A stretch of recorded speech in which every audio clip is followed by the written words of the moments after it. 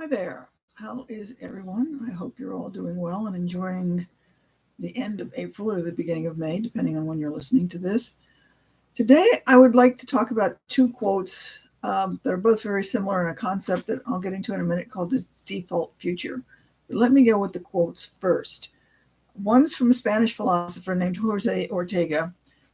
All we are given is possibilities to make of ourselves one thing or another. And a similar quote comes from George Bernard Shaw. Life isn't about finding yourself. Life is about creating yourself. Now, Jose Ortega was Spanish, Bernard Shaw was British, and they both lived roughly at about the same time in the early years of the last century. But they had both very similar ideas. And this is connected to a concept that I've just recently heard about called that's referred to as the default future. The book from which this comes, I note in my email, so you can go take a look at it later. But the idea is that everything we do pretty much on a daily basis is pointed toward a specific goal. What we're doing now, today, what we did yesterday, is basically heading us toward what is referred to as our default future. So that what's going on is that the decisions we make, the actions we take, somewhat take us in the direction of where we think we're going to end up. If we believe that we're going to have a typical middle class life, we'll believe in a typical middle class way. If we think that we're going to end up in a corporate world, we'll act as if we're going to end up in a corporate world. If we think we're going to end up being broke and homeless, we'll act as if we're broke and homeless. Now, I realize that there's a lot of stuff that goes on with this, but the different factors come to play. So this is not exactly a hard and fast rule, but it's the concept that we behave on a daily basis and we make decisions on a daily basis based on what we think we're going to be and where we're going to be in the future.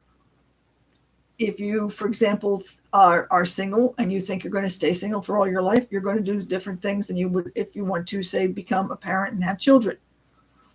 So the idea is that we today create certain things and make certain decisions based on what we think we're going to be and where we think we're going to be in the future. Now, this sounds a little possibly woo-woo, and I realize that. But if you've ever said something to the effect of, gee, this always happens to me, or nothing ever changes. I keep finding myself doing the same thing, or finding myself in the same place, or something along the line, if you get the sense that you've been going around in circles and you're not making any changes, this is where this idea is coming from. Because if you get the idea that this always happens to me, then whatever it is you're doing, you're making choices that essentially keep you going in the same circles, doing in the same things, that you're going to have the same results.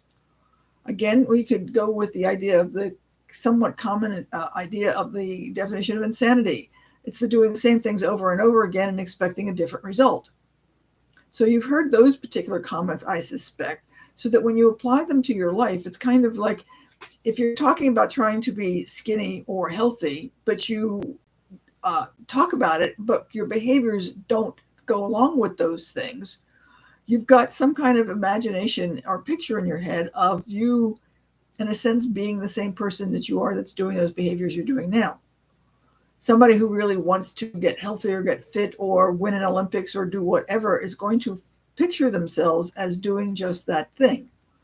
A lot of winners, a lot of sports people you might have heard have said something to the effect of when they go out to practice or train, they think of themselves doing that specific thing. They think of themselves winning. You're holding up the trophy and you're, imagining yourself going around the circle or whatever it is that your particular activity is of you being successful. And so this is where we're coming from with this particular concept. But if your particular concept is that you're just sort of like, if your imagination of your future is that you're going to be sitting on a couch someplace, eating Doritos, watching Netflix, that's probably what your future is going to be. Does that make sense? So that what you're doing is you're creating and acting into these particular things. So obviously, if you don't want to do this, you've got to make some different actions and different responses. So if you think in terms of, well, looking at things differently, so that you're going to have to start looking at things, all right, the idea that comes to mind right now is if you've ever heard or bought a car, a new car, well, new to you anyway, or heard people who say they buy a car and they've looked at that and suddenly the only thing they see around them is the car that they just bought. They may never have seen it before, but that's because they weren't looking for it. So now that they've bought it and they're aware of it, now they're seeing it.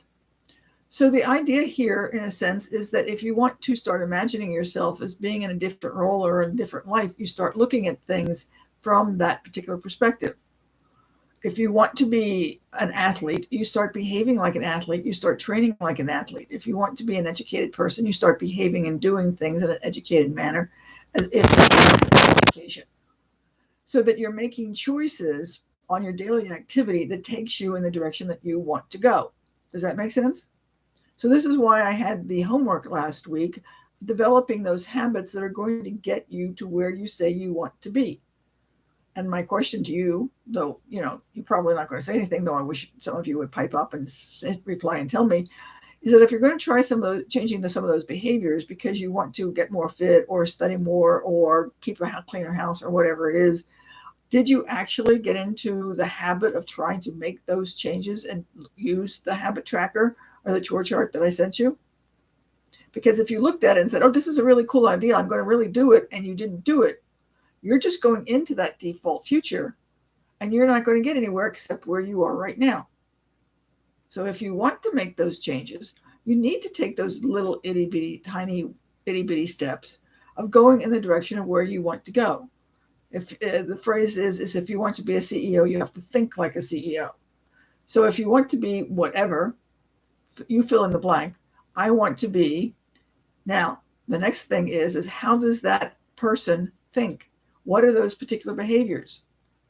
If you want to be a runner, you need to think like a runner. So how does a runner think? What does that runner do? What does the runner do that's not the same thing that what you're doing today? So that if you start practicing some of those little behaviors on very small steps, as I talked about last week, you can begin to change your default future and get you into the future that you would like to have, or at least as of right now, think that you would like to have. Because even if you get someplace and you discover, well, no, this isn't what I thought it is, and I don't really want to do it anymore, you still have the option to change. You still apply the same principles and start making the behaviors go in the direction you really want to go. You have that option. And it's all based on the behaviors you take, the choices you make on any given day. Does that make sense? I hope it does. So you go back if you haven't done it, look at my post from last week and contemplate the homework and see what changes you would like to make. And again, it doesn't take a lot. All you have to do is just one small little thing, or two or three small little things, depending on what it is that you're trying to do. And just work at changing those little things. You get those down pat, and then you take further steps, because that still changes your direction. If you think in terms of, let's say you leave London and you're headed to New York, but on a boat. And you leave London and you're like just 3 feet off of where you're supposed to be on your course. The best thing to do is to change course. If you say, oh, I'm just 3 feet off, it's no big deal. If you keep on going, you start off and you're slightly off. But if you keep on going, you get farther and farther away. And if you're wanting to end up in New York, you might end up in, Miami. Because that beginning little 3 feet that you didn't think much of is just going to get wider the further you go. Does that make sense? So you have to keep getting back on course to keep on track to where you want to end up. I hope this makes sense. I hope this is helpful. And if you don't think it's useful for you and it's useful for somebody else, why don't you just pass this along to them and, keep me posted. Let me know if you like this particular train of thought. I'm going to keep it up for a little bit to see if I can help some of you start to make some of those minor changes to get to where you want to be. So keep me posted and let me know what you think about this. I would really, really appreciate it.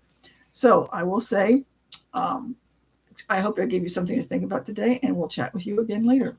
Bye.